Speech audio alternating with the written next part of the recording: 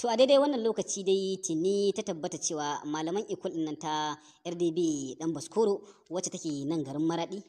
sun tabbatar da korar ɗaliban nan saurayi da budurwa wanda ake zargin sun ɗaura aure a cikin wannan makaranta. To a jiya dai aka hango wani bidiyo inda yake nuna wasu daga cikin ɗaliban wannan makaranta suna shagalin gudanar da ɗaurin aure a cikin wannan makaranta, wanda idan kuka biyo mu nan gaba kaɗan za mu aza muku wannan bidiyo domin ku gane ma idanunku. To tuni ta tabbata dai shugabannin wannan makaranta sun tabbatar da korar wannan ɗalibai wato saurayi da budurwa da ake zargin sun ɗaura auren a cikin wannan makaranta, wanda har ma da waliyan da ake zargin su suka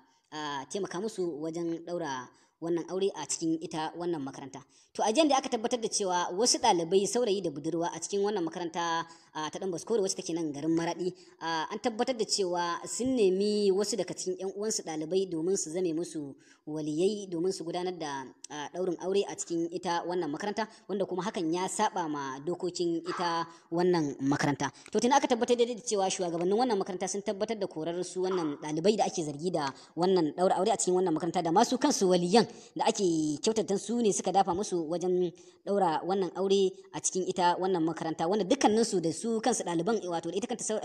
su ɗaliban saurayi da budurwar da ma kuma waliyan da aka yi tunanin su ne suka zame musu jagorori wajen ɗaura auren dukkaninsu ɗalibai ne na ita wannan makaranta ta Dan Baskoro wacce take nan garin Maradin, kuma an tabbatar da cewa tuni aka tabbatar da cewa dukkaninsu an kore su daga cikin wannan makaranta, wanda malaman wannan makaranta da kuma shugabannin wannan makaranta sun tabbatar da cewa hakan ya saba ma doka ta ita wannan makaranta. To anan sai dai mu ce Allah ya kyauta, ga kuma bidiyon wannan ɗalibai a daidai lokacin da suke tsaka da